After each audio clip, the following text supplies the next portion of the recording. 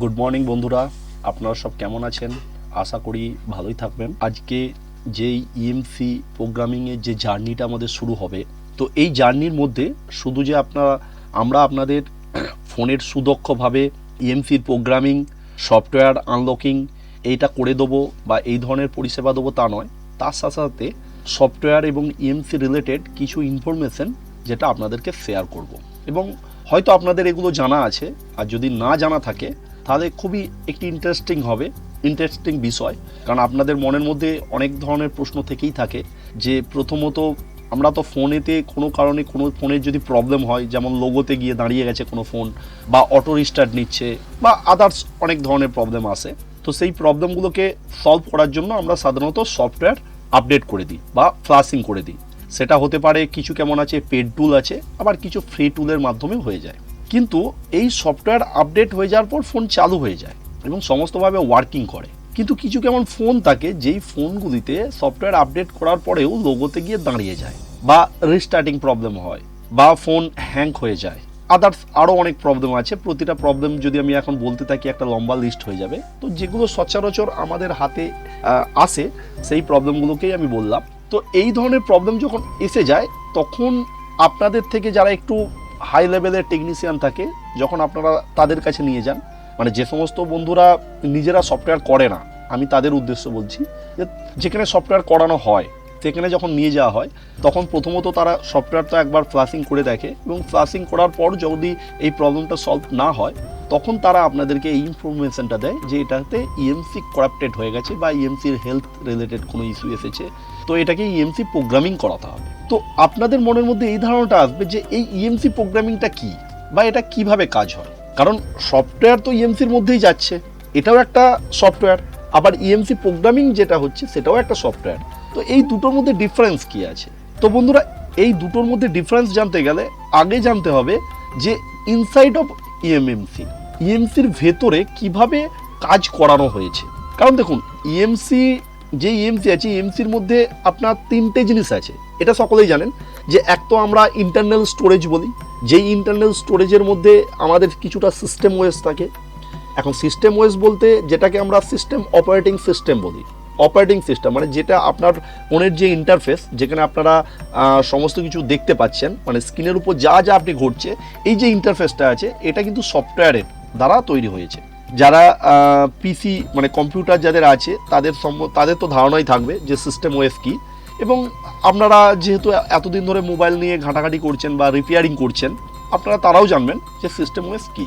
তো যেমন কম্পিউটারের মধ্যে একটি সিস্টেম ওএস থাকে, সেই রকম মোবাইল ফোনের মধ্যেও সিস্টেম ওএস থাকে। এই সিস্টেম ওএসটা কী হয়, বিভিন্ন কোম্পানি প্রোভাইড করে। যেমন কম্পিউটারের ক্ষেত্রে কি হয়, মাইক্রোসফটেরই বেশিরভাগ সিস্টেম ওএসটা ইউজ করে। তাছাড়াও লিনাক্স আছে, অ্যাপেলের আছে, আদার্স আইবিএম কোম্পানির আছে, আদার্স অনেক সিস্টেম ওএস আছে যেগুলো আমরা ব্যবহার করি না। আমরা সাধারণত মাইক্রোসফটের সিস্টেম ওএসটা ইউজ করি। সেই রকম মোবাইলের মধ্যেও কিন্তু সিস্টেম ওএস আছে। যখন রেডমি কোনো কোম্পানি ফোন রিলিজ করে, তখন তার রেডমির সিস্টেম ওএস ইউজ করে, তাতে লোগোটা ইউজ করে। যখন আসুসের ফোন আসে, তখন আসুসের লোগো ইউজ করে, তাতে সিস্টেম ওএসটা ইউজ করে। তো সেরকম স্যামসাং আছে, ভিভো আছে, ওপো আছে, লেনোভো আছে, মোটরোলা আছে, আদার্স যে সমস্ত ব্র্যান্ড আছে সকলেরই সিস্টেম ওএস আছে। তো এই সিস্টেম ওএসটার যে মেন প্লটটাকে তৈরি করা হয়েছে অ্যান্ড্রয়েড। এই সিস্টেম ওএসটাকে কিন্তু আমরা অ্যান্ড্রয়েড ওএস বলি, আর এটাকে বানিয়েছে গুগল। কারণ এই যে ইউআইটাকে, মানে সিস্টেম ওএসের যে ইউআই এর ডিজাইনটাকে, এটাকে বানিয়েছে গুগল তার ইউআইকে, তার সিস্টেম ওএসকে কন্টিনিউয়ার আপডেট করে চলেছে। কোনো ব্র্যান্ড যখন এই সিস্টেম ওএসটাকে ইউজ করছে তার ফোনেতে, সে তার শুধু লোগোটাকে ইউজ করছে, আর কিছু কেমন তার যেগুলো সিকিউরিটি ফাইল আছে, সেই সিকিউরিটি ফাইল গুগলের সিস্টেম ওএসের সঙ্গে টাই আপ করে বানানো হয়েছে। তো এর যে মেন ইন্টারফেসটা, এটা কিন্তু একটা কোম্পানি বানিয়েছে। তো আমরা জেনে নেবো যে ইএমসির মধ্যে কিভাবে হচ্ছে। তো এটা জানতে গেলে আগে আমরা জেনে নেবো যে ইএমসি, আমরা দেখুন স্ক্রিনের উপর যে ছবিগুলো আমি দেখিয়ে দিয়েছি, এটা হচ্ছে ইএমসির ছবি। আপনারা সাধারণত দেখবেন যে মাদারবোর্ডের, আপনারা যখন ফোনের মাদারবোর্ডকে খোলেন, মাদারবোর্ডকে খোলার পর প্রথমে আগে সবথেকে বড় যে আইসিটা থাকে সেটা সিপিইউ, এবং তার পাশেই থাকে ইএমএমসি। তো এই ইএমসি ওপর থেকে তো একটা আইসি, কিন্তু ইএমসির ভেতরে যে ইউআই ইন্টারফেসটা থাকে, যেটার মধ্যে সিস্টেম ওএসটাকে লোড হচ্ছে, সেই ওএসটা কিভাবে হয়। তো সেটা জানতে গেলে আপনাকে একটা খুব সুন্দর ডিপ নলেজ দিব যেটা ইএমসির বিহাইন্ড দ্য ইএমসি। যদি আপনাদের এই সম্বন্ধে আগে থেকে কোনো ইনফরমেশন থেকে থাকে তো খুব বেটার, আপনারা আরও আপগ্রেড করে নিতে পারেন। আর যদি না থেকে থাকে তাহলে মন দিয়ে ভিডিওটাকে দেখুন। দেখুন, ইএমসির ভেতরে যে ইন্টারফেসটা থাকে, ধরুন এটা একটা ইএমসি, তো ইএমসির ওপরে মানে ইএমসির ভেতরে যে প্রোগ্রামিংটা করা হয়েছে, যার মধ্যে সিস্টেম ওএস বা সফটওয়্যারটা যেটা ইনস্টল হয়ে থাকে, তো এই প্রোগ্রামটা সাধারণত বিভিন্ন কোম্পানি তার লেআউট বানিয়ে থাকে। যেমন দেখবেন কোনো বাড়ি তৈরি করার আগে, বাড়ি তো তৈরি হয়, তো বাড়ি তৈরি করার আগে বাড়ির ডিজাইন তৈরি করতে হয়, এবং ডিজাইন তৈরির ওপরে দেখবেন লেআউট হয়। লেআউট যদি সম্বন্ধে কোনো ধারণা না থাকে, দেখুন লেআউট অনেক কিছু হয়। যেমন একটা ব্রিজ তৈরির আগে একটা লেআউট হয়, এই লেআউটটা হচ্ছে তার স্ট্রাকচারিং। সেই রকম ইএমসির মধ্যেও কিন্তু একটা লেআউট হয়। এই যে লেআউটটা, এই যে লাল বর্ডার দিয়ে যেটা আমি দেখিয়েছি, এটা হচ্ছে ইএমসি, এবং এই ইএমসির যে ফার্স্ট যে লেআউটটাকে হয় সেটা হচ্ছে EXTC-ES ফাইল। তো এটা একটা লেআউট, এই ফাইল হচ্ছে প্রথম দরকার পড়ে ইএমসি প্রোগ্রামিংয়ের জন্য। এটার বিষয়ে কখন প্রয়োজন পড়ে এবং কি কাজে লাগে সেটা নিয়ে আমি পরে ডিটেলস আলোচনা করব। তো ফার্স্ট আপনাকে আগে কি কি এর ভেতরে কি কি থাকে এবং কিভাবে প্রোগ্রামিংটা করতে হয় এবং কেন প্রোগ্রামিং করতে হয় সেই বিষয়টাকে জানাবো। তো এই ইএমসিকে সাধারণত 4টে পার্টে ভাগ করা হয়েছে। এই লেআউটের উপর ফার্স্ট যে সবথেকে ফ্লেক্সিবল যে পার্ট হচ্ছে, সেই পার্টটাকে বলা হয় রোম 1, এবং এই রোম 1কে দুটো পার্টিশন করা আছে, যেটা হচ্ছে ফ্লেক্সিবিলিটি পার্টিশন। একটি পার্টিশনের মধ্যে থাকে আমাদের সিস্টেম ওএস, আর একটি পার্টিশনের মধ্যে থাকে ইউজার ডেটা। মানে রোম 1 হচ্ছে একটা সেক্টর থাকে ইএমসির মধ্যে, সবথেকে বড় সেক্টর যেটা, সেটা রোম 1 থাকে। এই রোম 1কে দুভাবে ডিভাইড করা হয়েছে, একটা হচ্ছে সিস্টেম ওএস আর একটা ইউজার ডেটা। যখন আমরা ফোনের আমরা ইএমসি দেখি যে কত জিবি র্যাম আছে, রোম আছে, যখন আমরা দেখি তখন দেখা যায় যে আপনার ধরুন 64 জিবি আপনার রোম আছে। 64 জিবির মধ্যে সিস্টেম ওএস যেটা আছে সেটা দেখবেন যে আপনার 20 জিবি বা 25 জিবি আপনার জায়গা খেয়ে নিয়েছে। তাহলে বাকি যে অংশটা আছে সেই অংশটাকেই আপনারা কিন্তু ইন্টারনাল স্টোরেজ হিসেবে ইউজ করতে পারেন। টেকনোলজির ভাষাতেই ইউজার ডেটা বলা হয়, কারণ আপনি ইউজার আপনার যে ডেটাটাকে ইউজ করবেন সেই ডেটাটা স্টোর থাকার জন্য এই জায়গাটাকে দেওয়া হয়েছে, এবং তার মধ্যে একটা সিস্টেম ওএস থাকে, এবং এর যে পার্টিশন থাকে এই পার্টিশনটা কিন্তু ফ্লেক্সিবিলিটি। মানে আপনার আজকের ডেটে যদি আপনি সিস্টেম ওএস যদি আপনি অ্যান্ড্রয়েড 13 যদি লোড করেন, তো আপনার দেখবেন 16 থেকে 20 জিবি আপনার ডাটা জায়গা নিয়ে নিয়েছে। তো আপনি যখন অ্যাপসগুলো পরপর করে ইনস্টল করবেন দেখবেন এটা 25 থেকে 30 জিবি হয়ে যাবে। আগামী দিনে যখন আপনি ওএসটাকে আপডেট করবেন বা অ্যাপস আপনি আরও বেশি করে ইনস্টল করবেন, তখন দেখবেন যে আপনার ইউজার ডেটা আস্তে আস্তে, ইউজার যে এরিয়াটা থাকে সেটা আস্তে আস্তে কমতে থাকছে। তো এখানে ফ্লেক্সিবিলিটি আছে, এখানে কোনো জায়গায় সীমাবদ্ধ নেই। আপনি যদি অনেক গেম লোড করে ফেলেন, অনেক অ্যাপস লোড করেন, সেই ক্ষেত্রে আপনার ইউজার এরিয়াটাও কিন্তু আস্তে আস্তে খেয়ে নেবে, মানে ছোট হয়ে যাবে। আপনি যখন আপনার মানে ইউজার এরিয়ার মধ্যে আপনি যেটা ব্যবহার করতে পারবেন, আপনি কোনো গান আপনার মধ্যে রাখতে পারেন, আপনি কোনো ছবি রাখতে পারেন, আপনি কোনো ভিডিও রাখতে পারেন, তো এই ইউজার এরিয়াটা কমে যায়। তো ফার্স্ট যে পোর্শনটা থাকে এটা হচ্ছে আপনার রোম 1। আচ্ছা, আপনি যখন ফোনের মধ্যে যখন সফটওয়্যার রিলেটেড, মানে আপনি যখন ফোন থেকে যখন সফটওয়্যার করছেন, আপনার কোনো কম্পিউটার কোনো ফোনের কোনো প্রবলেম হয়েছে এবং আপনি যখন সফটওয়্যারটা আপনি যখন ফ্লাশিং করবেন, তখন কিন্তু এই রোম 1টাকেই ওপেন হয়ে থাকে। মানে আপনি ইউএসবি দিয়ে একমাত্র রোম 1টাকে অ্যাক্সেস করতে পারবেন। কারণ আপনার যে আপনি যখন ইউএসবি দিয়ে যখন ফোনকে কানেক্ট করছেন কম্পিউটারের সাথে, তখন আপনার যে ফ্লাশিং করতে পারবেন সেটা হচ্ছে রোম 1কে, এবং এটাকেই অ্যাক্সেস পারমিশন আপনাকে দিয়ে রেখেছে, কারণ এর মধ্যেই আপনার সিস্টেম ওএস থাকে। তো কোম্পানি জানে যে সিস্টেম ওএসের কোনো প্রবলেম হলে আপনাকে আপডেট করতে হবে বা একে ইরেজ করে দিয়ে নিউ সিস্টেম ওএস আপনাকে আপলোড করতে হবে। সেই জন্য আপনাকে রোম 1-এর যে পার্টিশনটা আছে এটা আপনার জন্য ফ্রিতে রাখা হয়েছে, যে আপনি এটাকে অ্যাক্সেস করতে পারবেন আপনার প্রবলেমের জন্য। তো আপনার যখন ফোনের সফটওয়্যার হয়ে যাওয়ার পর তারপরেও যদি না প্রবলেমটা দাঁড়ায়, তখন কিন্তু আপনি কোনো রকমভাবে ইউএসবি দিয়ে এটাকে আর করতে পারবেন না, কারণ ইউএসবি দিয়ে আর অ্যাক্সেস এটা হবে না। কেন হবে না? কেন হবে না তার জন্য দেখুন, আপনার যখন ফার্স্ট আপনি পাওয়ার অন করছেন এবং ফার্স্ট যে লোগোটা আছে, যদি এমআই এর ফোন আছে প্রথমে দেখবেন একটা লোগো আছে এমআই লোগো, তার কিছু সেকেন্ডের মধ্যে দেখবেন নিচের দিকে থেকে স্ক্রিনের নিচের দিকে তিনটে ডট থাকে, এবং প্রথমে একটা দুটো তিনটে করে আস্তে আস্তে জ্বলতে থাকে। তার কিছুক্ষণ পর দেখবেন সেকেন্ড লোগো শুরু হয়, এমআই এর কত ভার্সন আছে সেই ভার্সনটাকে শো করে, তারপরে কিন্তু ফোন আস্তে আস্তে অন হয়। তো এখানে দেখুন, এখানে 3টে পার্টিশন দেওয়া আছে বলে সেই জন্য আপনাকে ফার্স্ট বুট, সেকেন্ড বুট, থার্ড বুট, তারপরে কিন্তু ফোন অন হয়। যদি যেহেতু আপনারা আপনাদের কাছে ফোন আছে, আপনি এক্ষুনি ফোনটাকে একবার অফ অন করে দেখতে পারেন। এগুলো হয়তো আপনার জানা নেই বলে এগুলো আপনার চোখের বাইরে বেরিয়ে গেছে, বা আপনার হয়তো ধারণা হয়েছে যে এটা কেন হয়েছে।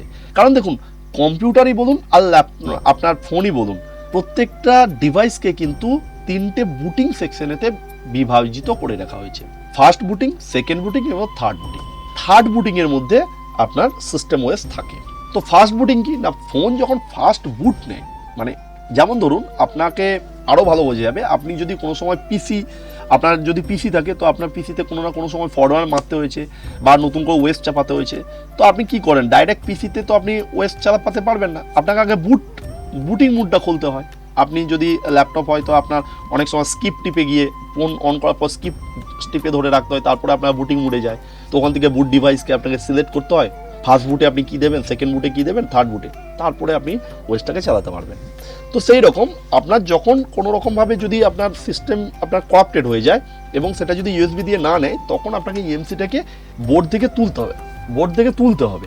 তোলার পর আমরা ইএমসি মেশিনের মধ্যে দেবো, প্রোগ্রামিং মেশিনের মধ্যে। তো একমাত্র এটা প্রোগ্রামিং মেশিনই কিন্তু এই সেকশনটাকে রিড করতে পারে। তো এর পরের যে পার্টিশনটা আসবে সেটা হচ্ছে বুটিং পার্টিশন, সেটাকে নাম হচ্ছে রোম 2, এবং এই রোম 2 এর মধ্যে থাকে first booting section. First booting section কেন না, প্রথম যে আপনাকে ওই যে বললাম, ফার্স্ট আপনি পাওয়ার কি অন করার সাথে সাথেই যে লোগোটা তৈরি হয়, এই লোগোটা হচ্ছে ফার্স্ট বুটিং লোগো। এবং এই বুটিং সেকশনে কিছু ফাইল থাকে যেগুলো ডেভেলপাররা ডেভেলপ করে দিয়েছে। এই ফাইলের মধ্যে যদি কোনো রকম মিসিং হয়ে যায় বা ফাইল করাপ্টেড হয়ে যায়, সেই ক্ষেত্রে কিন্তু আপনার বুট নেবে না। আর বুট না নিলে আপনার অনেক ধরনের প্রবলেম হয়, আপনার ফোন নাও চালু হতে পারে। তো এখানে হচ্ছে রোম 2 এর মধ্যে থাকে ফার্স্ট বুট। এরপরে যেটা থাকে রোম 3 পার্টিশন, এবং এর মধ্যে থাকে সেকেন্ড বুট। তো সেকেন্ড বুটের মধ্যে কি হয়, যে আপনাকে বললাম যে ফার্স্ট বুটিংয়ে আপনি দেখতে পাবেন যে এমআইএল লোগো শো করছে, এবং তারপরে দেখবেন ডট ডট ডট ডট করে নিচে যাচ্ছে, তারপরে সেকেন্ড বুটিংয়ে যাবে। সেকেন্ড বুটিংয়ে কি হয়, সেকেন্ড বুটিংয়ে আপনি দেখতে পাবেন না, কারণ সেকেন্ড বুটিংয়ে সাধারণত কি হয়, যে আপনার যে সিপিইউ এর থেকে যে আদার্স যে তার স্ল্যাব, মানে আদার্স যে ডিভাইসগুলো কানেক্টেড হয়ে থাকে, যেমন ধরুন আপনার পাওয়ার সেকশন, তো পাওয়ার ম্যানেজমেন্ট তো থাকবেই, আপনার ওয়াইফাই আছে, ব্লুটুথ আছে, সাউন্ড আছে, এলসিডি আছে, টাচ আছে, যত আলাদা ডিভাইসগুলো কানেক্ট হয়ে থাকে, সেই প্রত্যেকটা ডিভাইসের সঙ্গে কমিউনিকেশন হয়। এবং কমিউনিকেশন কি করে না, সিপিইউ ক্লক অ্যান্ড ডেটার মাধ্যমে তার সঙ্গে কমিউনিকেশন করে, এবং কমিউনিকেশন করে সেই ইনফরমেশনটা ইএমসিকে দেয়। ইএমসি যদি এই সেকেন্ড বুট কমপ্লিট যদি হয়ে যায়, তারপরে কিন্তু থার্ড বুটে যায়। থার্ড বুটে গিয়ে আপনার লোগোতে সিস্টেমকে অ্যাক্টিভেট করে। দেখবেন অনেক সময় যখন লোগো হ্যাং প্রবলেম আসে, তো আপনি যেই পাওয়ার কি অন করলেন, অন করার সাথে সাথেই এমআই লোগোতে, যদি এমআই এর ফোন হয়, আমি এমআইটা এই কারণে বলছি কারণ এমআই সব থেকে বেশি সার্ভিস হতে আসে। এখানে ভিভোও আছে, ওপোও আছে, কিন্তু এমআই সকলের কাছেই আছে, এবং আপনার কাছে এই মুহূর্তে হয়তো এমআই এর ফোনই পড়ে আছে, তো আপনি যে কোনো ফোনকে একবার অন করে আপনি হাতের কাছে দেখতেই পারেন, কারণ আমার কথার সঙ্গে প্রত্যেকটা বিষয়কে আপনি মিলিয়ে নিতে পারেন। তো আপনার এমআই এর ফার্স্ট লোগো আসার পরেই যে 3টে ডট ডট হয়, তখন কিন্তু আপনার সেকেন্ড বুটিংয়ের কাজ চলে, এবং সেকেন্ড বুটিংয়ের যদি প্রত্যেকটা সেকশনকে যদি সিপিইউ ভাবে যে প্রত্যেকটা সেকশন ওকে আছে, তারপরে কিন্তু থার্ড বুটিংয়ে যায়। আর যখন লোগো হ্যাং কোনো প্রবলেম হয়, তখন সেকেন্ড বুটিংয়ের কোনো না কোনো সেকশনে প্রবলেম রয়ে যায়, যেখানে সিপিইউ বুঝতে পারে না, ডেটা ক্লকের মাধ্যমে সেখান থেকে কোনো ইনফরমেশন পায় না। ইনফরমেশন না পাওয়ার জন্য সেকেন্ড বুটে গিয়ে ফোনকে স্টপ করে দাঁড় করিয়ে দেয়। তো স্টপ করে দাঁড় করিয়ে দেয়, তখন আমাদের লোগো হ্যাং হয়ে যায়। তো এটা রিপেয়ার করার জন্য আমরা প্রথমে সফটওয়্যার করি, কারণ সফটওয়্যারের মধ্যে কি হয়, প্রত্যেকটা যে ডিভাইস আছে ফোনের মধ্যে যতগুলো সেকশন আছে, এই প্রত্যেকটা সেকশনের কিছু না কিছু তার সিস্টেম ফাইল কিন্তু ওই সিস্টেম ওএস এর মধ্যে থাকে। সে কি করে, ওই ওএসটা যখন চালানো হয় তখন ওই ফাইলগুলোকে আপডেট করে দেওয়া হয়। তো আপডেট করে দিলে অনেক সময় যদি আপনার সফটওয়্যার রিলেটেড প্রবলেম থাকে, তো সেই আপডেট করে দিলে আবার ফোনটা অন হয়ে যায়। কিন্তু যদি আপনি ফাইল কোনো সময় আপডেট করেছেন, কিন্তু সেখানে করাপ্টেড হয়ে যাচ্ছে, মিস হয়ে যাচ্ছে, বা কোনো ফাইলকে স্কিপ করে বেরিয়ে যাচ্ছে, সেই ক্ষেত্রে আপনি বারবার সফটওয়্যার করলেও কিন্তু হবে না। সেই জন্য আপনাকে ইএমসি প্রোগ্রামিং এর দ্বারাই বুঝতে হবে যে কোন পার্টিশনটাকে স্কিপ করে বেরিয়ে যাচ্ছে আর কোন পার্টিশনটা আপনার করাপ্টেড হয়ে আছে। কারণ এটা আপনি ইউএসবি দিয়ে বুঝতে পারবেন, এটা একমাত্র প্রোগ্রামার দিয়েই বুঝতে পারবেন। তো এখানে সেকেন্ড বুটে গেলাম, এরপরে যেটা আছে, এরপর হচ্ছে আরপিএমবি। এটা একটি সবথেকে গুরুত্বপূর্ণ পার্টিশন। দেখুন আরপিএমবি এই যে ফাইলটা আছে এর মধ্যেই কিন্তু আপনার ফোনের সিকিউরিটি সিস্টেমটা কিন্তু লোড হয়ে থাকে, এবং তার সাথে সাথে আইএমইআই এবং বেস ব্যান্ড এর মধ্যেই কিন্তু ইনক্লুডিং থাকে। দেখুন এই আরপিএমবি আপনি দেখতে পাচ্ছেন যে প্রত্যেকটা আপনার সিস্টেম ওএস এর পর থেকে প্রত্যেকটা পার্টিশন কিন্তু আলাদা আলাদা আছে, কারোর সঙ্গে কিন্তু অ্যাটাচ নেই। কারণ দেখুন আরপিএমবি কোন জায়গায় কাজে লাগে, ধরুন আপনার ফোনেতে গুগল লক হয়ে গেছে, বা আপনার কোনো এমন ধরনের সিকিউরিটি লক হয়েছে যেখানে আপনি সফটওয়্যার ফ্লাশিং করছেন তারপরে উঠছে না। আপনি দেখে থাকবেন যে আগে যখন 3G ফোন ছিল, 3G ফোনেতে আপনি সফটওয়্যার মারার পরেই কিন্তু আপনার যা লক থাকে সব লক উড়ে যায়। কারণ আপনি যে লকগুলো করেন, আপনি প্যাটার্ন লক করেন, স্কিল লক করেন, অ্যাপস লক করেন, হ্যাঁ, এগুলো সব কি হচ্ছে আপনার ইউজার লক। আপনার সিস্টেম ওএস এর মধ্যেই এই লকগুলো থাকে, যার জন্য আপনি সিস্টেম ওএস যখনই আপডেট করবেন বা ফ্লাশিং করবেন তখন এই লকগুলো মুছে যাবে। কিন্তু এখন যে লকগুলো এসেছে, যেমন আপনি 4G ফোনের ক্ষেত্রে যেটা ফেস করেন Google ID lock, MI cloud lock, তো তার মধ্যে এমন কিছু ডেটা, এমন কিছু ফাইল থাকে যেটা আরপিএমবির মধ্যে ইনক্লুডিং করে দেওয়া হয়েছে আপনার আইএমইআই এর সাথে। তো আপনি যতবারই সফটওয়্যার করুন না কেন, সফটওয়্যার করে দিলে ফোন তো অন হয়ে যাবে, কিন্তু আপনার সেম লোগো রয়ে যাবে, মানে সেম প্রবলেমটা রয়ে যাবে, আপনার কিন্তু ফোন আনলক হবে না। কারণ এই ফাইলটাকে সম্পূর্ণ সেপারেট করে দেওয়া হয়েছে। এটা আরপিএমবি বলে একটি পার্টিশন বানানো হয়েছে, তার মধ্যে আপনার ওই সিকিউরিটি সিস্টেমটাকে আপডেট করে দেওয়া হয়েছে। আচ্ছা, এছাড়াও আপনি যখন এমটিকে সিপিইউ এর ক্ষেত্রে দেখবেন, এমটিকে যে ফোন আছে যারা সফটওয়্যার করে তারা দেখবেন যখন আপনি ফরম্যাট মারবেন, আপনি যখন এসপি টুল দিয়ে যদি আপনি ফুল ফরম্যাট মেরে দেন, সেই ক্ষেত্রে কি হবে, আপনার আইএমইআই পুরো ইরেজ হয়ে যাবে ফোন থেকে। আপনাকে আবার নতুন করে ওই ফোনের পুরনো আইএমইআইটাকে তুলে রাখতে হবে, সেই আইএমইআইটাকে একটা দুটো মডার্ন ফাইল দিয়ে আপনাকে ইনক্লুডিং করতে হবে, তারপরে আইএমইআইটাকে রাইট করতে হবে। এটা কিন্তু এমটিকের মধ্যে থাকতো, কিন্তু কোয়ালকমের মধ্যে আপনি যতবার ফ্লাশিং করুন, আপনি ইরেজ করে দিন, পুরো ফরম্যাট মেরে দিন, কিন্তু আইএমইআই কখনো উড়ে না। তো কেন উড়ে না? কারণ আইএমইআই এটাকে কোয়ালকম করেছে, কোয়ালকমের যেহেতু চিপসেটকে আলাদাভাবে ডিজাইন করা হয়েছে, তো কোয়ালকম চিপসেটের মধ্যে আইএমইআই এটাকে আলাদা করে সম্পূর্ণ রাখা হয়েছে, আর সেটা হচ্ছে আলাদা পার্টিশন করে আরপিএমবি বলে এই ফাইলটা বানানো হয়েছে। এর মধ্যেই কিন্তু সমস্ত সিকিউরিটি প্যাচ থাকে, আপনার মডার্ন প্যাচ আছে, মানে যত সিকিউরিটি আপনার ফোনের মধ্যে যা সিকিউরিটি প্যাচ সব এর মধ্যেই থাকে। আর এই ফাইলটা কিন্তু আপনি ইউএসবি দ্বারা কোনো রকম ভাবেই অ্যাক্সেস করতে পারবেন না। কিছু কেমন অ্যাক্সেস রাইট দিয়েছে যেগুলো খুব কমপ্লিকেশন, এবং তার জন্য কিছু পেড টুল আছে, সেই টুলসের মাধ্যম দিয়ে করা হয়। সেটা আগামী দিনে যদি এইরকম কোনো কাজ করা হয় তখন আপনাদেরকে একটা ভিডিও করে দেখানো হবে। তো আজকে আপনাদেরকে যে ধারণাটা দেওয়ার কথা, যে আপনার ইএমসি মধ্যে এই 5টা পার্টিশন অবশ্যই থাকে। তো আমি এই EXTDC ফাইলটাকে পার্টিশন বলবো না, এটা লেআউট হিসেবে কাজ হয়। এরপরে কিন্তু আপনার পার্টিশন আছে, মেন হচ্ছে আপনার 4টে পার্টিশন আছে, আর ইউজার যে এরিয়াটা আছে সেটাকে ফ্লেক্সিবিলিটি দুটো পার্টিশন করে রেখে আছে, যেটি একটি সিস্টেম ওএস থেকে আর একটা ইউজার ডেটা থাকে। তো আমরা যখন EMC প্রোগ্রামিং করতে হয়, তো প্রথম প্রোগ্রামিং করতে হয় বুট 1, মানে আপনার যদি বুট সেকশনের কোনো প্রবলেম থাকে তখন আমরা বুট রিপেয়ার করা হয়, যেটা EMC প্রোগ্রামিং এর দ্বারাই সম্ভব। তারপরে হয় বুট 2। আর সিকিউরিটি নিয়ে, মানে আপনার কিছু ফোন আছে যে ফোনগুলোকে দেখবেন যে EMC কে তুলে তারপরে সিকিউরিটি আনলক করতে হয়, বা অনেক আছে যেটা আইএসপি জাম্পারিং করে করতে হয়। কারণ অনেক সময় কি হয় যে ওখানে কিছু পয়েন্ট দেওয়া আছে, টেস্ট পয়েন্ট দেওয়া আছে, যেই পয়েন্টগুলো দিয়ে যদি জাম্পার করে দেওয়া হয়, মানে আপনার ডেটা ক্লক এর কিছু লাইনকে আলাদা করে বানানো হয়েছে, যেটা আরপিএমকে অ্যাক্সেস করার জন্য। যে অনেক দামি ফোন আছে যেই ফোনগুলোকে আপনাকে ইএমসি তুলতে হবে না, রিমুভ করতে হবে না, কিন্তু আপনাকে ওই আইএসপি পিন আউট দিয়ে আপনি তার যে সিকিউরিটি আছে সেই সিকিউরিটিটাকে আপনি আনলক করতে পারবেন।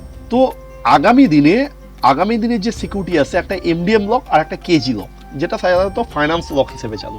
তো এই এমডিএম লক এবং কেজি লকের কিন্তু আরও জটিলভাবে তৈরি হয়ে আছে, এবং এটা নিয়ে কেউ না কেউ কোনো না কোনো প্রবলেম ফেস করেইছে। তো আগামী দিনে আমি এর জন্য একটা আলাদা করেই ভিডিও বানাবো। তো আজকে যে ধারণাটা আপনাদেরকে দেওয়ার চেষ্টা করলাম, যে ইনসাইট অফ ইএমসির ভেতরে কিভাবে তার পার্টিশনগুলো থাকে। তো আগামী দিনে বন্ধুরা এটা জানাবো যে আমরা যখন কোনো বুট সেকশনের প্রবলেম হয়ে যায়, তো আমরা কিভাবে সেটাকে রিপেয়ার করি, আপনাকে লাইভ দেখাবো, আমরা কোনো ইএমসির উপর করে দেখাবো।